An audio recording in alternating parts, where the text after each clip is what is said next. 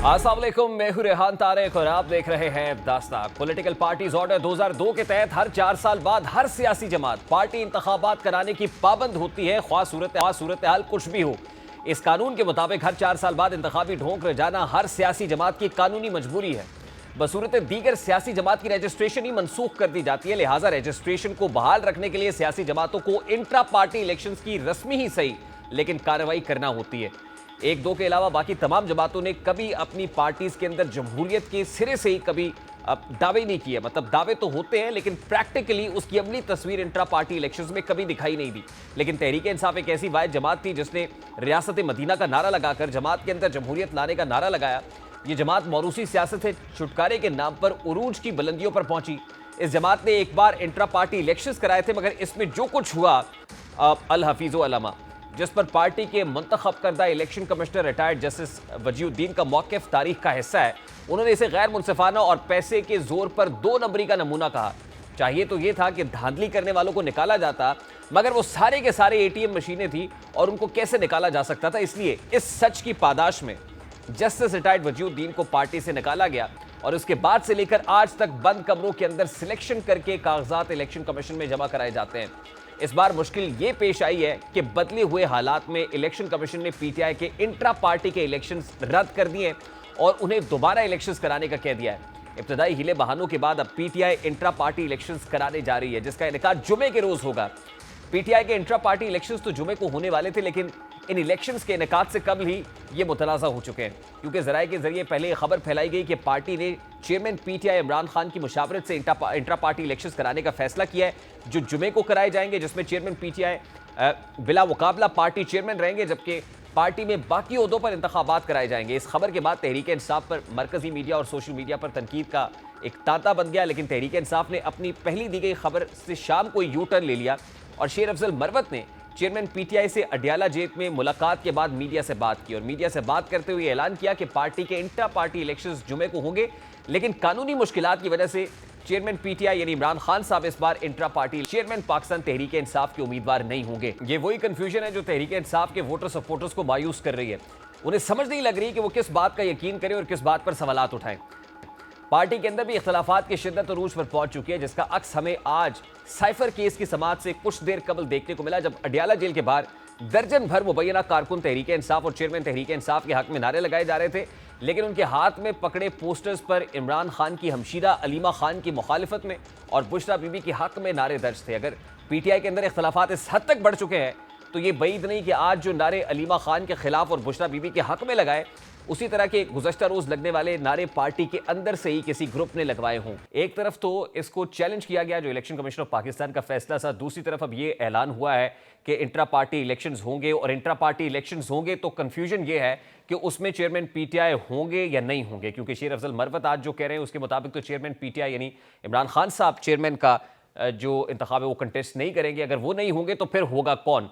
गुज़श्ता रोज़ हमने जो बुशरा बीबी की गाड़ी को रोकते हुए और नारे लगते हुए मनाजिर देखे, आज ऐसे ही कुछ नारे अलीमा खान के अगेंस्ट थे। तो क्या पार्टी के अंदर ही कुछ ऐसी फोर्सेस हैं जो एक दूसरे के खिलाफ दस्तो गरेबा हैं, एक दूसरे पर एलिगेशंस लगा रही हैं, इल्ज़ामात लगा रहे हैं, और eight this point in time जब इंतखाबात का बिगल बच चुका है, ऐसे हालात भी इंतहाई दिगरगू हैं, मखमसे का ऐसा शिकार दिखाई देते हैं। और पाकिस्तान तहरीक इंसाफ का असल चैलेंज है क्या at this point in time? इन तमाम तर मामलात पर बात पाकिस्तान तहरीक इंसाफ के रहनुमा शेर अफजल मरवत साहब ने भी ज्वाइन किया है। अस्सलाम वालेकुम शेर अफजल मरवत साहब, बहुत बहुत शुक्रिया आपके वक्त के लिए। सबसे पहले तो ये कहिएगा, ये तय हो गया कि Pakistan Tehreek Insaf intra party elections में जा रही है?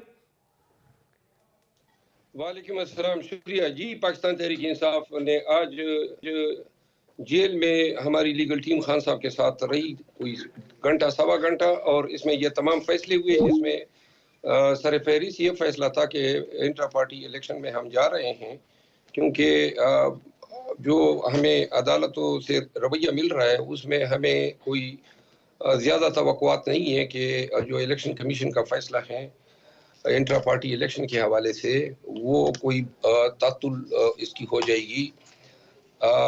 दीगर जो पार्टियां हैं PMLN की या मेजर पार्टीज है, MQM है, NP है, इन पार्टीज में भी यही सूरत हाल है कि इंट्रा पार्टी इलेक्शन जो हैं सालों से नहीं हुई है, लेकिन हमें तफरीक का निशाना बनाया गया और बज़ाहिर यही नजर आ रहा है कि तोशाखाना फैसले के कन्विक्शन के नतीजे में गर्ज फैसला जो है सजा का मुअत्तल हो चुका है, लेकिन डिस्क्वालिफिकेशन जो है उसकी तलवार जो है सर पे लटक रही है इलेक्शन लॉस के तहत जो है। तो फिर चेयरमैन पीटीआई कौन होगा शेर अफजल मरवत साहब? इंट्रा पार्टी इलेक्शन में नए चेयरमैन आ जाएंगे, कल हम शायद ऐलान भी कर दें उनका। वो बिला मुकाबला होंगे? नहीं, बिला मुकाबला जिसकी ख्वाहिश होगी वो कंटेस्ट कर सकता है, लेकिन बहरहाल जो खान साहब की ख्वाहिश होगी उससे हम पीटीआई को आगाह करेंगे, कौन को आगाह करेंगे। तो खान साहब से आपकी मुलाकात हुई, किस ख्वाहिश का इजहार कर रहे हैं? अगर वो नहीं होंगे तो फिर सेकंड इन कमांड कौन होगा, यानी इन कमांड इनफैक्ट प्रैक्टिकली कौन होगा पीटीआई में? फिर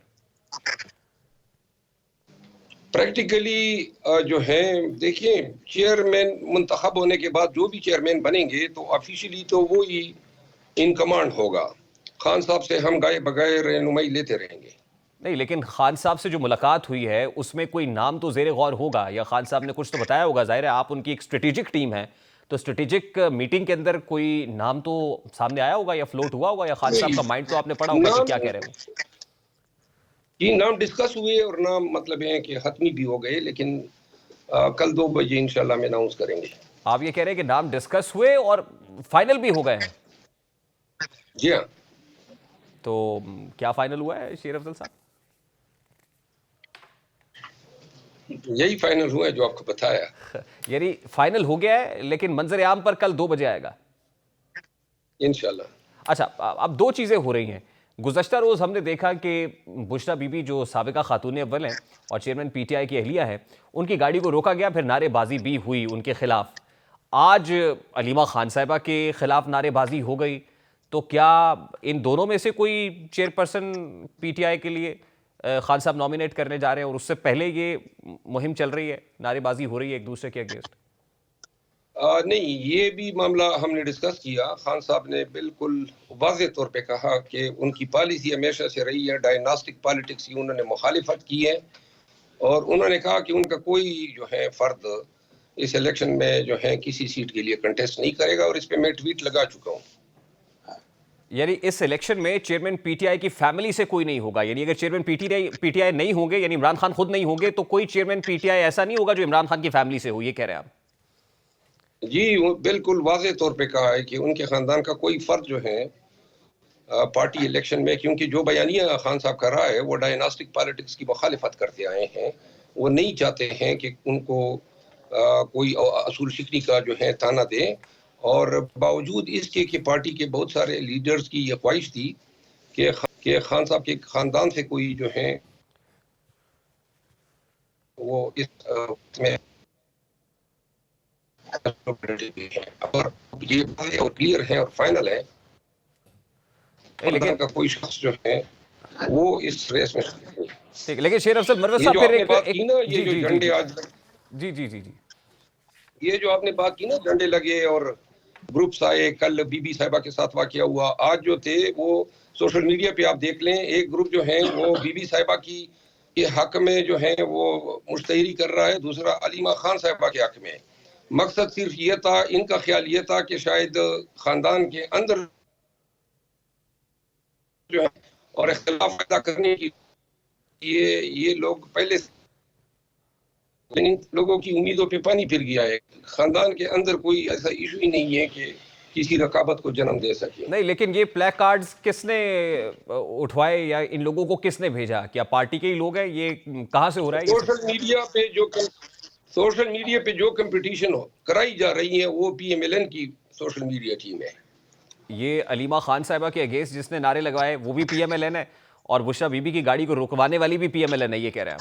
दोनों पीएमएलएन हैं। सिर्फ और सिर्फ पीटीआई के वर्करों को जो है इस आग में डालने के लिए कि खानदान के अंदर और पार्टी के अंदर जो है मुकाबला शुरू हो, ये मद्देनजर रखते हुए मुझे जल्दी से ट्वीट करना पड़ा था कि इन पे इस जो आग पैदा की जा रही है इस पे पानी डाला जा सके। नहीं, लेकिन कहीं ना कहीं शोले तो है जिनको हवा दी जा रही है फिर बाहर से। कोई शोला सिरे से रहा ही नहीं। जब ये बात डिसाइड हो गई है कि उनके खानदान का कोई फर्द इलेक्शन ही नहीं लड़ेगा, तो लिहाजा ये आज की कार्रवाई है, इसके बाद आप नहीं देखेंगे कि कहीं किसी मीडिया पे, सोशल मीडिया पे या अदालतों के सामने कोई प्ले कार्ड। उनका ख्याल ये था कि शायद घर से कोई आ रहा है, तो इस वजह से ये रकाबत पैदा करने की कोशिश की जा रही थी। अच्छा शेर अफजल साहब, आज के बाद ये नहीं होगा। मेरा बड़ा सादा सा सवाल है। देखिए, एक तरफ तो आपने कहा कि खान साहब के साथ होने वाली मुलाकात में नाम फाइनल हो गया है कि चेयरमैन पीटीआई कौन होगा, और दूसरी तरफ यह है कि इंतखाबात भी होने हैं। तो फिर तो समझ लिया जाए ना कि बिला मुकाबला ही चेयरमैन पीटीआई जो भी होगा वो बिला मुकाबला ही होगा और खान साहब की मर्जी से होगा। फिर इंतखाबात की क्या जरूरत है जब नाम फाइनल हो गया आज? नहीं, बिला मुकाबला तो नहीं है, क्योंकि जिसको ख्वाहिश होगी वो हर एक अपने नॉमिनेशन पेपर जमा कर सकता है। नियाजुल्लाह खान नियाजी एडवोकेट जो हैं वो चीफ इलेक्शन कमिश्नर होंगे, और उनकी भी आज तकर्री कर दी गई है। तो लिहाजा जो भी ख्वाहिशमंद होगा, सूबों की भी इंतखाबात हो रहे हैं, पंजाब में बिलखसूस जो हैं, और तमाम सूबों में जो हैं ये इलेक्शन हो रहे हैं। तो जिसकी ख्वाहिश होगी वो कंटेस्ट कर सकता है। तो चेयरमैन पीटीआई कोई वकील होगा? ये कबल अज वक्त होगा बताना। नहीं, कोई वकील रहनुमा होगा या कोई सियासतदान होगा, मतलब ये तो आप बता सकते हैं। इसके बारे में मैं कोई आपको इशारा नहीं दे सकता हूँ। आप क्या समझते हैं, कोई वकील ज्यादा अप्रोप्रिएट है? क्योंकि इस वक्त जिन मुश्किलात का सामना पीटीआई को खासतौर पे लीगल डोमेन में है, तो कोई वकील अप्रोप्रिएट होगा? वही अप्रोप्रिएट होगा जिसका फैसला खान साहब करेंगे। लेकिन वो एक ट्रस्ट फैक्टर भी तो है ना शेर अफजल मरवत साहब, यानी एक पार्टी की कमांड किसी शख्स को देना, फिर वो खानदान में से भी नहीं होगा। बड़ी अनऑर्थोडॉक्स अप्रोच है, बड़ी अच्छी है, अकरबा परवरी भी नहीं होनी चाहिए, लेकिन क्या एतमाद वाला होगा और किसी को कमान हाथ में देने से कोई नुकसान तो नहीं होगा आने वाले दिनों में? इस पर भी बात हुई को मीटिंग में?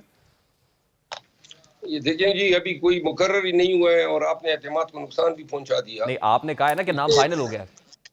नाम फाइनल हो गया है, लेकिन ये एतमाद के काबिल शख्स होगा, जिस पे पार्टी का एतमाद होगा, जिस पे खान साहब का एतमाद होगा, और जो वो रिस्पेक्टेबल शख्सियत होगी और इंशाल्लाह कौम को पसंद आएगी। यानी कोई ऐसा शख्स है जिस पर खान साहब भरपूर एतमाद करते हैं?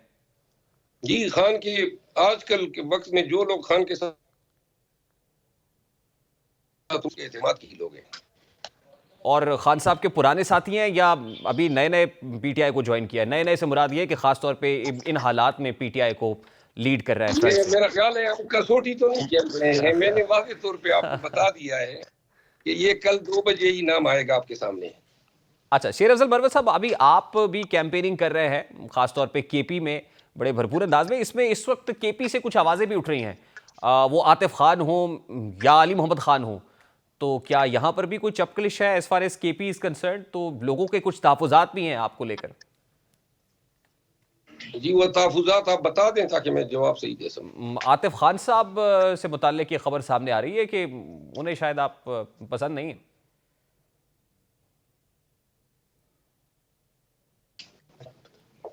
और वो आपकी शिकायत भी लगाएंगे। आवाज कट रही है। मैं कहा आतिफ खान साहब से मुताल्लिक ये खबर सामने आ रही थी कि आतिफ खान साहब को रिजर्वेशंस हैं, जिस अंदाज में आप कन्वेंशंस कर रहे हैं या पीटीआई को केपी में लीड कर रहे हैं, और इन रिजर्वेशंस का इजहार वो खान साहब से करना भी चाहते हैं। देखिए, आपका ये सवाल जो है वो मेरे ख्याल में अगर आप देख लें, ये जो मैं फराइज सरअंजाम दे रहा हूँ वो इमरान खान के अहकामात के तहत है। तो इमरान खान के अहकामात को कोई चैलेंज नहीं कर सकता है, नंबर 1। नंबर 2, ये कन्वेंशन कराना ये कोई गुल्ली डंडे का खेल नहीं है कि जो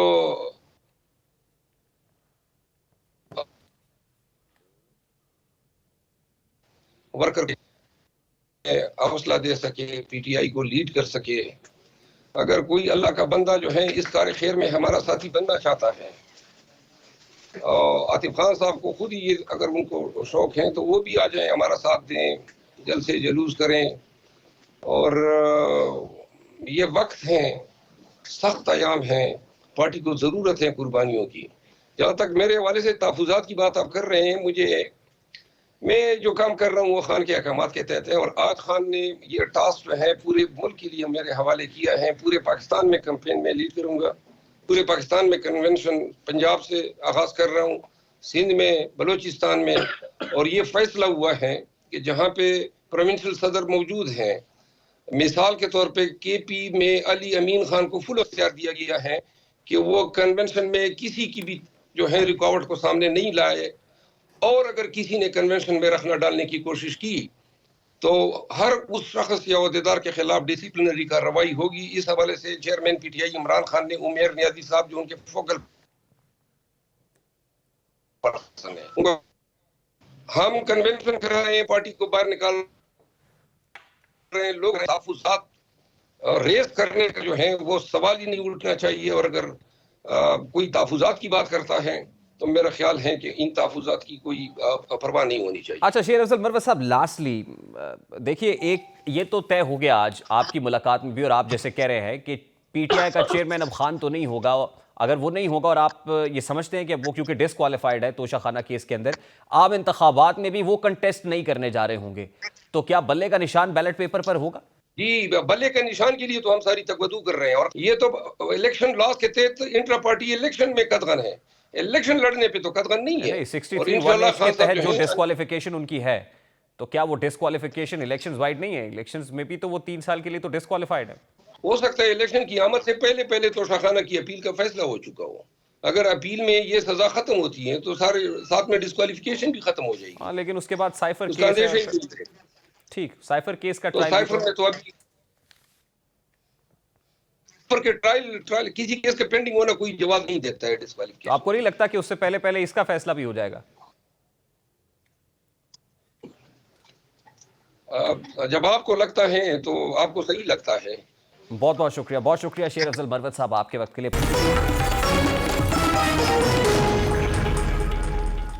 ये किस मकाम पे सूझी तुझे बिछड़ने की कि अब तो जाके कहीं दिन संवरने वाले थे। बिलाल पाशा एक ऐसा चमकता दमकता सितारा जो करोड़ों लोअर मिडिल क्लास नौजवानों के लिए मशाल राह था, जिसकी जिंदगी और जद्दोजहद हिम्मत हारे हुए उन नौजवानों के लिए उम्मीद की किरण थी, जो अपनी जिंदगी में एक बुलंद मकाम, रियासत का कारामद शहरी और अपने खानदान के सैकड़ों लोगों की वजह शोहरत बनना चाहते थे। लेकिन गुज़श्ता रोज़ की शाम उन नौजवानों के लिए खासी दिल गिरफ्ता साबित हुई है जब उन्हें सोशल मीडिया के जरिए उसी नौजवान अफसर बिलाल पाशा की मौत की खबर मिली। नौजवान सरकारी अफसर की अचानक मौत की खबर ने उनके दोस्तों, साथियों और शागिर्दों समेत उनकी ज़िंदगी की जद्दोजहद पर मबनी कहानी से मुतासिर होने वालों को गमगीन कर दिया है। खानेवाल से ताल्लुक़ रखने वाले बिलाल गरीब घर में पैदा हुए, लेकिन अपने वालिदैन का ख्वाब पूरा करने के लिए उन्होंने दिन रात मेहनत की और फिर 2019 में CSS अफसर बनकर वो कर दिखाया जिसका लाखों करोड़ों नौजवान ख्वाब ही देखते रह जाते हैं। अब ये नौजवान मायूसी के आलम में मशहूर जहानी एक्टर इरफान खान का बोला फिक्रा कहने पर मजबूर है कि जब गरीबों के दिन आते हैं तो मौत बीच में आ जाती है। बिलाल ने प्राइमरी तालीम खानेवाल के एक मदरसे से हासिल की और उसके बाद उसी इलाके के एक सरकारी स्कूल से मैट्रिक किया। MPhil के लिए उन्होंने यूनिवर्सिटी ऑफ एग्रीकल्चर फैसलाबाद का इंतखाब किया। सन 2019 में CSS के इम्तहान में वो 85वीं पोजीशन पर आए और महकमा मिलिट्री एंड कैंटोनमेंट में तैनात हुए। फिलहाल पहली मरतबा जब मुकाबले का इम्तहान पास करने के बाद मंजर आम पर आए तो इस दौरान सोशल मीडिया पर CSS करने वालों के हवाले से गर्मा गर्म बहस जारी थी और कहा जा रहा था कि इम्तहान एलीट क्लास और असर रसूख रखने वाले ख़ानदानों के बच्चे ही पास कर सकते हैं। अपने मुँह बोले वालिद बशीर अहमद के साथ ईंटों की दीवार के सामने खड़े बिलाल पाशा ने इस जद्दोजहद की कहानी सुनाई जो देखते ही देखते सोशल मीडिया पर वायरल हो गई। अब ऐसा नहीं है कि बिलाल पाशा डायरेक्ट ही CSS करके सिविल सर्वेंट बन गए, बल्कि उनकी ज़िंदगी मेहनत और जद्दोजहद से इबारत थी। वो मुख्तलिफ सरकारी इदारों में 16वीं और 17वें स्केल की मुलाजमत करते रहे और सब इंस्पेक्टर भी रहे। अपनी मौत से कबल वो KP के ज़िला बन्नू के कैंटोनमेंट बोर्ड के चीफ एग्जीक्यूटिव ऑफिसर तैनात थे।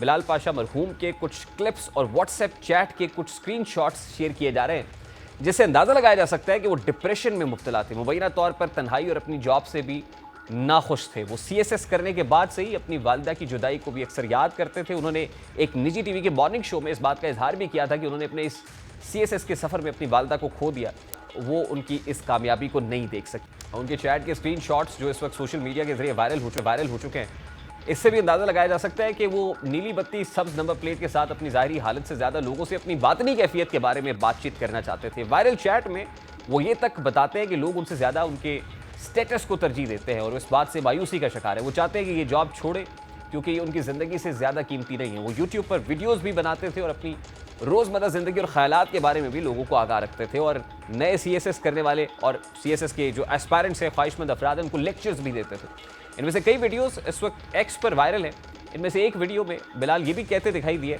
कि उनके पास सब, फिर भी वो अपने ऑफिस में बैठकर कभी रोते हैं क्योंकि उनका दिल करता है कि उनके वालिदैन के सर पर हाथ फेर कर कहें कि चल बेटा तेरी खैर हो। बिलाल पाशा एक नेक सीरत, खूबरू और मेहनती इंसान थे। यहाँ सवाल यह है कि उन्होंने अपनी ज़िंदगी का खात्मा क्यों किया। इसका जवाब भी हमें उनकी वीडियोज़ और उन वीडियोज़ में बिलाल की बॉडी लैंग्वेज से मिलता है, जिससे जाहिर होता है कि वो सिविल सर्वेंट बनकर खुश होने की बजाय डिप्रेशन में जा चुके थे। उनके डिप्रेशन में जाने की वजह जहाँ उनकी तन्हाई थी, वहीं उन्हें ये भी लगता था कि शायद वो इस एलीट क्लास में फिट नहीं बैठते। इसीलिए तो अपनी एक वीडियो में अपने सीनियर्स के रवैये से काफ़ी मायूस होकर अपने दिल का हाल खोल कर करते दिखाई दिए। बिलाल पाशा की जुदाई से इस वजह से भी ज़्यादा महसूस हो रही है कि वो कम उम्र लोअर मिडिल क्लास से ताल्लुक़ रखने वाले मेहनती अफसर थे। उनकी शक्ल में मुल्क के लाखों लोअर मिडिल क्लास नौजवानों को अपना चेहरा दिखाई देता था, लेकिन सिविल सर्विस में ये वाहिद नौजवान नहीं है जिन्होंने खुदकुशी की हो।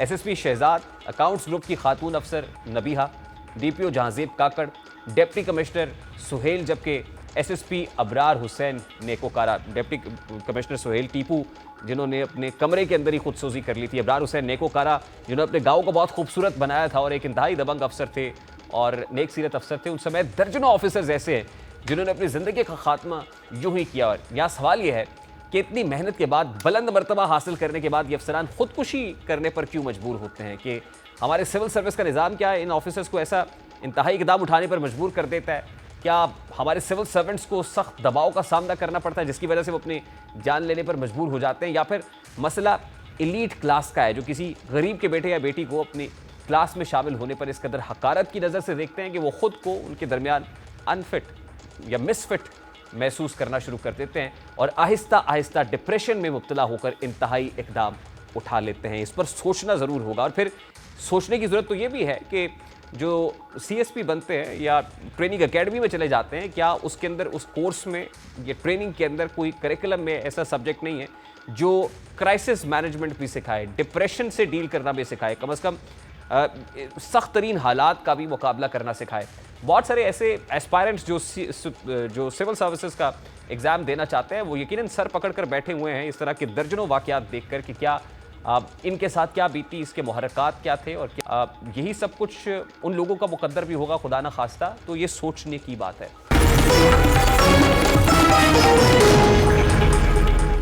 Welcome back. प्रोग्राम के इस हिस्से में मुझे बात तो इकोनॉमिक डोमेन पर रह के करनी है, लेकिन बड़ी इंपॉर्टेंट डेवलपमेंट है प्रोग्राम के पहले हिस्से में। शेर अफजल मरवत जो सीनियर वाइस प्रेसिडेंट है पाकिस्तान तहरीक इंसाफ के वो आए और उन्होंने एक दावा किया और दावा ये किया कि PTI के इंट्रा पार्टी इलेक्शंस के अंदर चेयरमैन PTI के लिए इमरान खान कंटेस्ट नहीं करेंगे। हमने सवाल पूछा कि अगर इमरान खान कंटेस्ट नहीं करेंगे तो क्या चेयरमैन PTI की फैमिली से कोई कंटेस्ट कर रहा होगा? उन्होंने कहा नहीं, ये नहीं होगा, लेकिन कौन होगा ये आज फाइनल कर लिया गया है। फिर हमने पूछा कि भी अगर फाइनल हो गया तो फिर इंतखाबात क्यों करा रहे हैं? तो उन्होंने कहा नहीं, जो कंटेस्ट करना चाहता है, जो ख्वाहिशमंद लोग हैं वो उसके लिए कागजात जमा करा सकते हैं। अब शेर अफजल मरवत साहब ने तो कह दिया कि नाम फाइनल हो गया है, लेकिन वो नाम खान का नाम नहीं होगा बल्कि कोई और होगा जो चेयरमैन PTI होगा। अब शेर अफजल मरवत के इस दावे की जो हमारे प्रोग्राम के पहले हिस्से में उन्होंने किया है उसकी तरदीद PTI ऑफिशियल अकाउंट से हो गई है। और वो क्या कहते हैं? वो कहते हैं जी पाकिस्तान तहरीक इंसाफ के इंट्रा पार्टी इंतखाबात के इनेकाद और चेयरमैन इमरान खान की नई मुद्दत के लिए इंतखाब में हिस्सा लेने का मामला तहरीक इंसाफ की इंट्रा पार्टी इंतखाब के हवाले से मीडिया में की जाने वाली कयास आराइयों की सख्ती से तरदीद करते हैं। चेयरमैन तहरीक इंसाफ इमरान खान के इलेक्शन कमीशन के हुक्म पर कराए जाने वाले इंट्रा पार्टी इंतखाबात में बतौर चेयरमैन हिस्सा ना लेने के हवाले से जो सीनियर रहनुमा है उनका दावा गलत है, यानी उस दावे की तरदीद कर रहे हैं और इंट्रा पार्टी इंतखाब के इनेकाद के हवाले से तमाम उमूर पर गौर व खौज का सिलसिला जारी है। चेयरमैन इमरान खान की इंतखाबात से दस्तबरदारी है, किसी और रहनुमा की नामजदगी का हरगिज़ कोई फैसला नहीं किया गया। इंट्रा पार्टी इंतखाबात के इनेकाद, तारीख, तरीक़ाकार और उम्मीदवारों के तयन समेत तमाम अहम मामलात पर जो ही क़यादत की किसी नतीजे पर पहुँचेगी बाज़ाब्ता तौर पर इसका ऐलान कर दिया जाएगा। यानी ये कहने की किस्सा मुख्तसर कोशिश की जा रही है कि शेर अफजल मरवत साहब अभी जो कह के गए हैं वो ठीक नहीं है, जो ठीक है वो हम आपको बाद में बताएंगे। अब शेर अफजल मरवत साहब पार्टी के सीनियर वाइस प्रेसिडेंट हैं और सीनियर रहनुमा के दावे की तरदीद हो रही है। यानी अगर ये कहा जाए कि PTI के आपस के बयानात ही नहीं मिल रहे हैं तो ये कहना गलत नहीं होगा। ये कहा जाए कि PTI टूट फूट का शिकार है अगर, तो ये कहना गलत नहीं होगा। ये कहा जाए कि PTI किसी मखबसे में पड़ी हुई है तो ये कहना भी गलत नहीं होगा। अब होगा क्या? मुझे तो शेर अफजल मरवत का वो वायरल जुमला ही याद आ रहा है कि प्रोग्राम का वक्त अपने इख्तिताम को। आपसे मुलाकात होगी इंशाल्लाह कल। अपना रखिए ख्याल। अल्लाह हाफिज़।